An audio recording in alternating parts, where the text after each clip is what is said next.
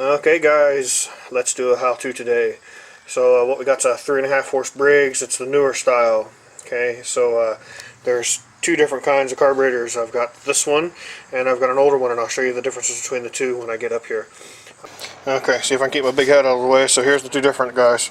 Okay, this is the older one. You look at the top of this, it looks very similar to the top of this one. Okay. The diaphragms are the same that goes in here on both sides, or on both of these, I should say. Okay, so these are 5 screw, 1, 2, 3, 4, 4 screw, sorry, 1, 2, 3, 4, 1, 2, 3, 4. These ones are a star head, these are a flat head. Okay, when you look underneath here, obvious difference is the length of this. Okay, this is your end tube, this is your bowl tube.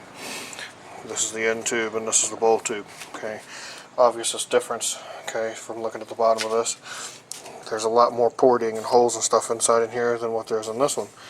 This one has a manual choke that pops out the back. Okay, this one is all set up with linkages. Okay, it actually has a hole in the end where you could probably convert this one over to be able to run a manual style choke, but nobody ever does. A lot of people take them out. Okay guys, so what you're going to need for this particular job is a T15, probably upside down, torque wrench. It's got the whole thing. As you go through here, like this one's part of the gasket is still stuck on here. You want to make sure for sure that you get all the gasket material off of here before you put your new one on. So pull this out of here. This is the fuel pump diaphragm. This is where your diaphragm goes for the fuel pump part. And so this has got 4 little screws here. As you see here, I've got my thumb just on the corner of this here, helping hold this down just in case if it is to come off of there. Know where they're at. I'm going to leave them right in here. Okay. You can take this off of there. Make sure that you keep an eye on what's going on, because there's going to be a gasket, a very thin membrane, and a spring, and then a little copper aluminum seat that goes in there too. Okay, so pull just straight off of there.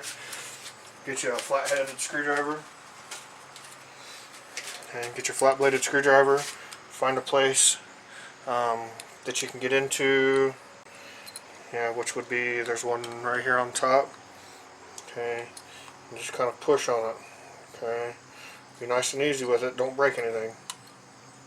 So when you take that apart, see here. So when you take this off of here, be careful with this when you take it apart. Okay, flip it over and look inside. Okay, what you're going to see is, like I was saying, this little ring here. You're going to have a spring, your diaphragm, which looks pretty crusty and cracked on this one. If you look here, she's got a crack in it almost all the way to where the pump part of the diaphragm is. And okay, so this is get you in a shot here. Okay, so this is what the diaphragm is.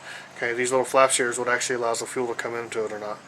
Okay, and with us having this crack all the way up through here, it's probably allowing it not to run correctly. Okay, make sure you don't lose your spring in your little seat, and make sure that this is good and clean. If you watched any of my other videos, make sure you take a piece of wire, go through any of the little ports that are on here. Go ahead and poke it through all the little holes and all the stuff. Make sure everything's nice and clean. Yeah, make sure everything is nice and clean. Go through all your holes. Same with the carburetor body. Make sure you go through all that stuff. Okay. Remove any screws like this one here.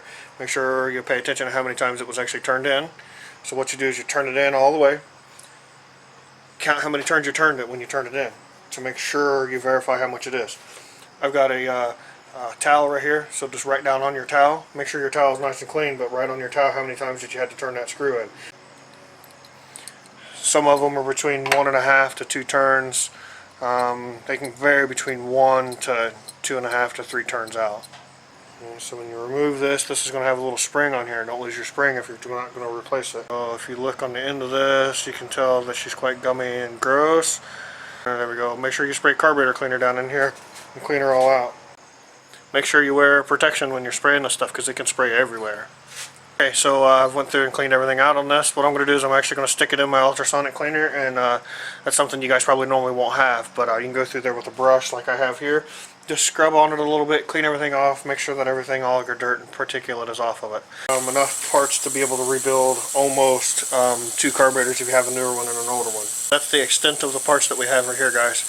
Okay, so you got your bowl gaskets that goes between the carburetor, different thicknesses, you know, there's all kinds of different gaskets in here. This is your diaphragm for the carburetor, you know, seals, there's a jet, you know, pretty much everything that you would need to be able to rebuild like 2 carburetors, as long as you don't need one of these. It's all cleaned up, ready to go back together.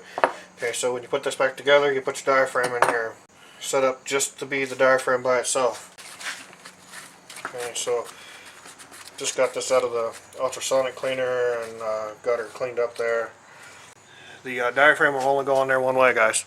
Okay, so when you put this in there, you got your spring. Okay, so here's your spring and your seat. Okay, so the spring goes in first like this. Put this little O-ring seat looking thing on top of here. That's there for protection of the diaphragm itself.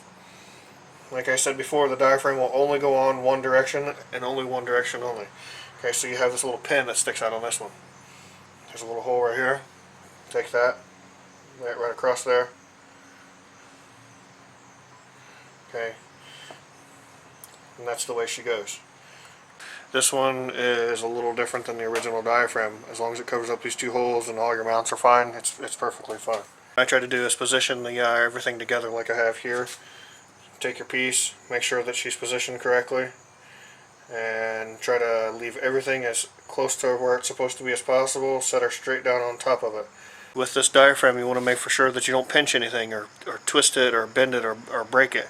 Okay, because if you break it, that's what actually pumps the fuel to run the carburetor, and if it doesn't, if it's not installed correctly, it will not work. And there's only one way for this to actually go on there, guys. What I usually do is just as a point of reference, I go through and I make sure that it's all the way around the edges, that it's all seated correctly, because you can go through here and be able to look at it and tell that it's actually where it's supposed to be. Okay, guys, so here's the fuel tank. If you can see inside in here, she's a little rusty. Just clean it up as best as you can. As long as she's not rusted through, you're okay. I have had some that these tanks can rust through. So as you clean this up, as you can see here, still has some of the gasket material on it. It will get down in the tank, so just take an air hose or flush it out with water and some soap and stuff, and it'll be fine. Just make sure your tank is very, very clean when you go to put it back on, because it will suck the fuel up and through there, all the junk with it, and right in the carburetor and mess up what you just cleaned up. So make sure everything is nice and clean. Okay, so this is the part where you reassemble the tank and the carburetor back together. Okay, so this is the gasket that you need for this particular version. Okay, make sure all your holes are lined up. Okay, to put this in here, it has this stem that sticks down, and then you have this stem that sticks down. You have to make sure when you put it in, it goes in this way, kind of comes across, and then kind of wiggle it in here. Okay, on the bottom of this, there's a little pin that sticks out. So this little pin that sticks out on this side right here, closest to me, has to go through this little hole that's in there. Same procedure as when you tighten this up. Put all your screws in around here, tighten everything up just a little bit, and then do a crisscross pattern to make sure everything is particularly tight. Okay, guys, so as you see here, she's back together, ready to go on the back on the unit. This is a dumb mistake on my part, so that way you guys know. The tank has to be put on after the carburetor, so you put the carburetor on, put your bolts up in there, because there's no way, because I forgot, this bolt that's down here, I can't even get my finger in there, so you got the bolt that goes on the bottom of the carburetor right here. Okay, so the one down here. Okay, there's no way to get your fingers up in there to get the bolt in there, so put your carburetor on first, put your 2 bolts in, then put your tank on, then you got to put your linkage on.